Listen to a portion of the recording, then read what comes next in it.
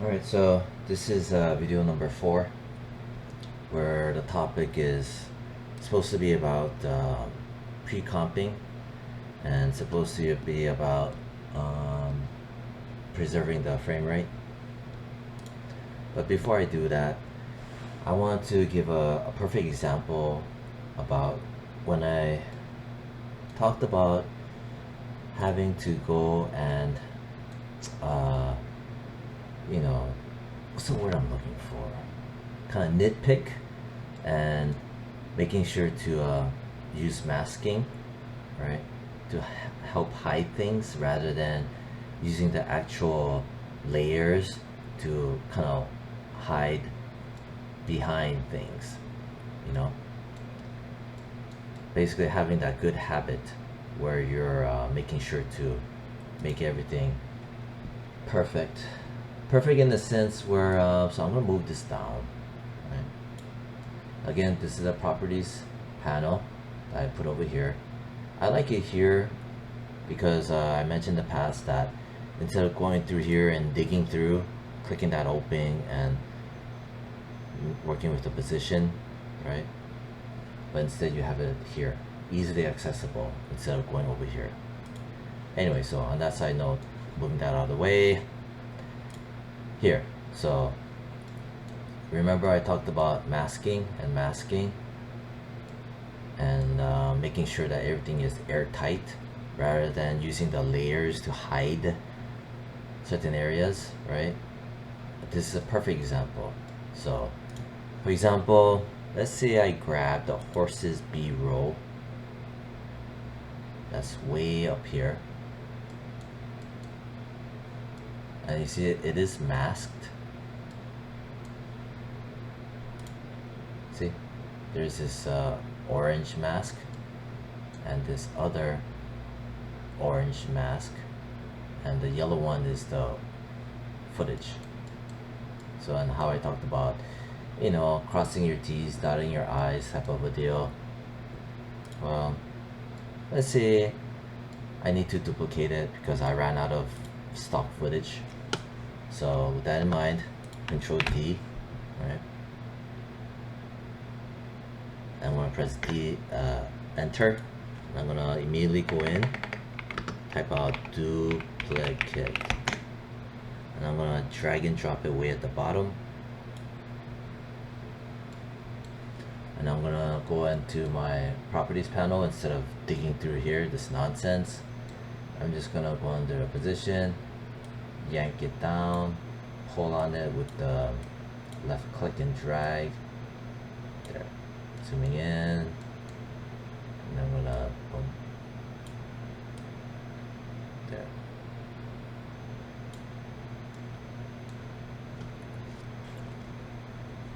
And then I'm gonna grab the film strip controller. I'm gonna start yanking it up like that. So as you can see, it cuts through, right? It's not the amount of masking that I did, you know, it was just here. Since I duplicated it, I move it down and everything else, you know, there's a bit of outcropping, and this is a case in point where having these set up, it just only helps. See, since I already established the masking. But if I was lazy and I'm like, I don't want to deal with this, whatever, you know, I'd have to go ahead and make the mask anyway. So it's just showing that example where having the good habits of crossing your T's, dotting your I's, making the assets airtight or fail-safe is you know, an invaluable habit, workflow. Because I used to cut corners all the time because I'm just naturally lazy, but when things blow up on you over and over again, you learn to not do that and develop better habits. One last thing before I go on to the real subject matter is I like this little white edge. It feels realistic, see? And that's again from the feathering, right? Because if I grab this is that analog film strip style A is the second strip, and it's the blue mask, and where I have put the feathering, see, and it just gives it that extra little realism. I'm gonna turn off the blue wire because it's pissing me off right now, the toggle mask, and it looks believable. See, if you can maintain the illusion, right, it's just so much more effective. And it's just a happy accident that I use the feathering just by default. What I want to do is emphasize it some more, so I'm gonna turn on the toggle mask, and I'm gonna click on one dot, and I'm gonna nudge it towards more inside so I see more of the yellowing from behind when I had cropped it out. And I'm gonna toggle it. I toggle it to the left, I'm gonna toggle it down so you see more of it. See, I want to see more of that because it feels so real. Click that, nudge it, press and hold and nudge it. See, then if I uncheck the toggle mask, see, you can see more of it. Maybe I'll go turn it back on. I'm gonna go click on that, hold shift and also click on that to grab both ends, making sure that these guys are also not blue, right? That's what I mean by you have to be super careful with the masking dots. I'm gonna turn off the toggle mask. Now I'm gonna nudge it so I can see it. I'm nudging it, you can hear the sound. See? Ooh, that's too much.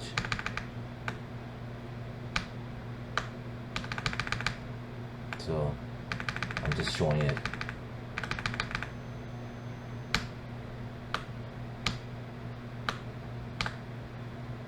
There. Maybe I'll go turn it back on. Go in. I only want this one because it's still showing some of that gray mildew color looking thing. There, see? I don't know, I like little things like this because you see, it's believable. See, I know that this should be more landscape, but I don't care. This is artistic flexibility. It serves its purpose. See, all because of my habit of doing some sort of feathering and keeping things airtight in terms of visual quality. I just wanted to share about that. See, even this one too. See, this one could be a little bit more, but whatever. So that's the part I want to share, and that was a little longer than it should be. But I'm gonna pause the video. I'm gonna add in the other stuff in here. Alright, so I paused the video, but I also want to show this, where I brought in this footage and it's landscape format, 1920 by 1080, and as you can see, it doesn't fit because it's more vertical. The other footage I got lucky because they're vertical format or they're massive, right? And also I could just scale it to fit. So a lot of happy accidents where it all worked out. But if you have footage like this, right, what do you do, right? Maybe perhaps I should put this at the very beginning of the video tutorial series. I don't know. Let's just assume, right, that we have this situation. What do we do?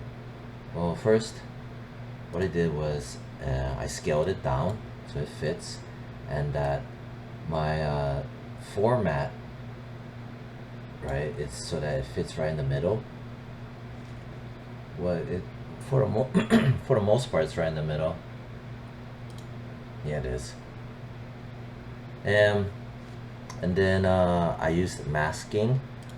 Set this to add, and then this one I set this to subtract. Yeah, subtract. Add inverted, subtract, and not checked on the invert. Then but you still have to deal with the negative space. Well, I made a shape layer. I named it black fill for D.O.Creative footage. I'm gonna turn it on, and there you go. And then the shape of it is basically I use the pen tool for the shape layer, and you set the fill color to whatever it should be. Definitely no stroke, and you do this, you down to here, like basically like this, and that's how you make the fill. And I immediately named it too, so that I know what's its purpose. These all come into play, the naming, when you have to go and revisit the project, let's say a month or two, a couple weeks down the line. And having everything named, it just speeds up the workflow when you have to revisit projects. That's another important thing. On top of that, also the fact that it prepares you so that, you know, working out professionally, if and when you have to hand off the project file to someone else, that's where it massively pays off, because they can more or less just read everything and know what it's about. See? So that's the other thing I want to share, just to cover all my bases and cover my tracks in terms of what other problems could occur. Yeah. Oh, on top of that, I gotta select both of them and have the pick whipped to the controller and change the color there. Alright, so I also want to unfortunately mention this, and it's good to know and review. So I have it set to 149 frames or 150 frames. But let's see if I needed this composition to run longer. Let's see, I don't know, 6 frames or 8 frames or however, but it's not enough. So you can go main comp and right click, composition settings. Let's say set this to, alright, so 24 frames per second. I don't know, 6 or 8 frames. 8 seconds. So that's 192 frames. So 192. Again, composition settings for the main comp.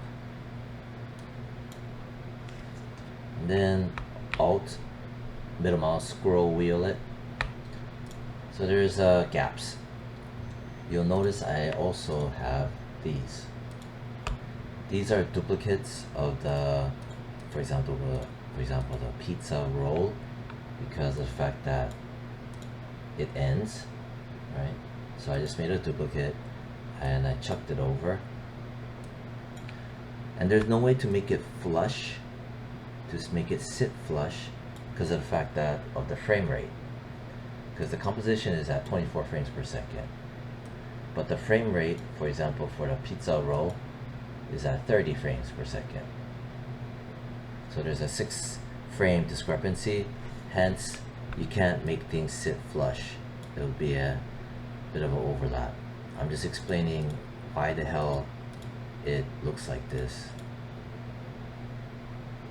Whereas this one, this footage is from one of my other demo files, and this one's running at 24 frames per second, which is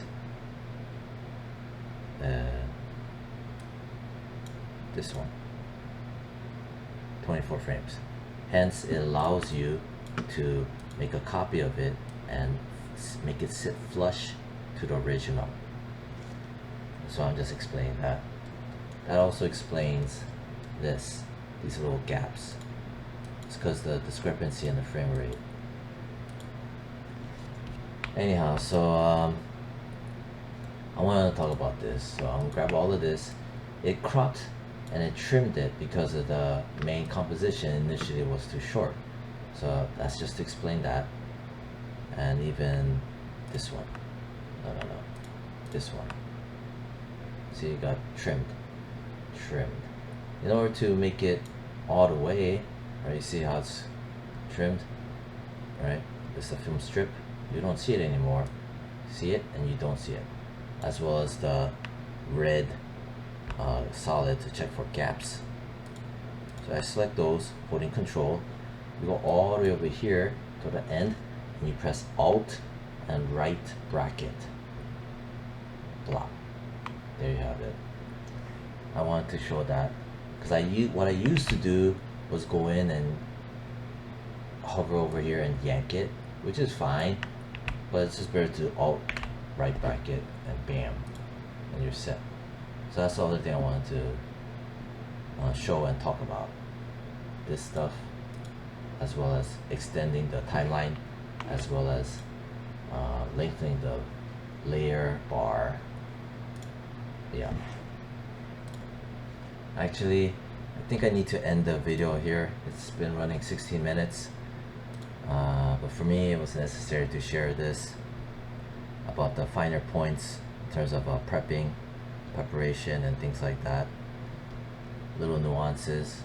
And now it plays fine, because if I grab the null controller and the position here, right, slide it.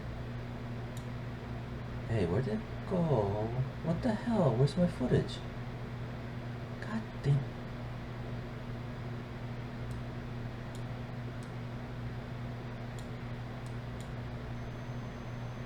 Okay, good.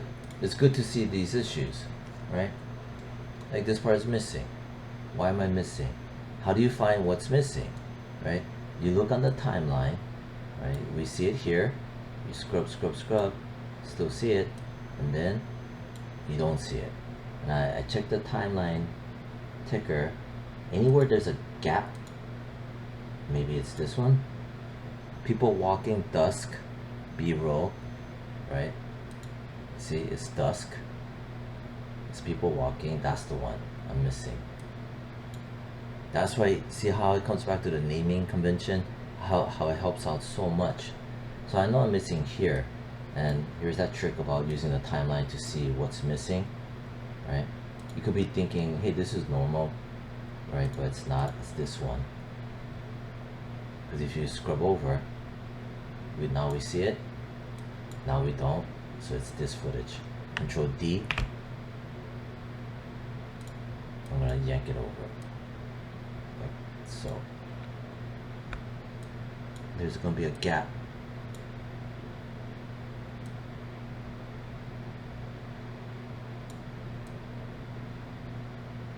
It doesn't matter, right? Okay, so alright, so that was good to talk about that, how to troubleshoot for that kind of stuff. Anything else? Let me see. Boom. The best thing to do is just to test it out. Move the grab this. I'm gonna set this to 3rd. That would prevent lagging. This is why I love to have the properties panel over here instead of going through here. Just streamlines. So I'm just looking to see if there's any missing footage gaps pertaining to the timeline layers. Right there, see? Good. This is a good lesson. Which one is it? Looking here. Is it this? No. Is it this? What is it? What's missing here? Let's figure it out. See, this is where you start to pull your hair out after a while.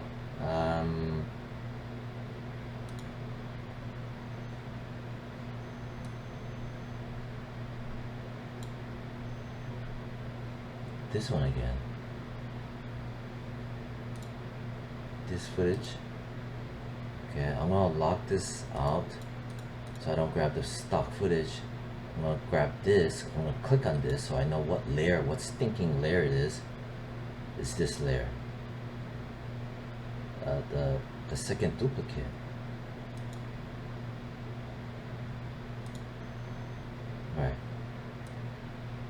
See, now it's gone. So I'm going to make a copy of this.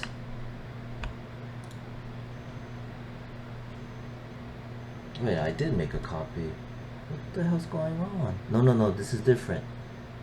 This is the Red Bridge night shot that I duplicated off of here. See, this is why the naming, how it's so helpful. So I gotta make a copy of this, a duplicate of the duplicate. And I'm gonna chuck it over to make it continue. There, see?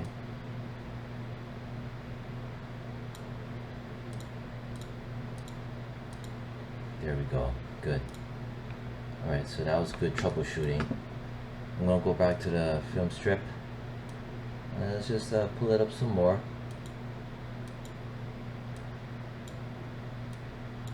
Alright, so everything is good. Just testing. Whenever you see those glitches, it's just hiccups. But it's still there, pertaining to the film strip only. There we go. We're good. Alright, good. So maybe I should have, extended these ahead of time. Talking about these. Because once you have a ton of layers, it gets harder and harder. There's that one. So that's how you troubleshoot for that. So that was a good recording. It's good to show real time about things like this. So that's the end of this tutorial. 22 minutes. Next one I'm gonna show pre-comps, and then that should be the end of this tutorial series regarding setting up and animating a film strip. Yeah. Alright, that's it. Bye.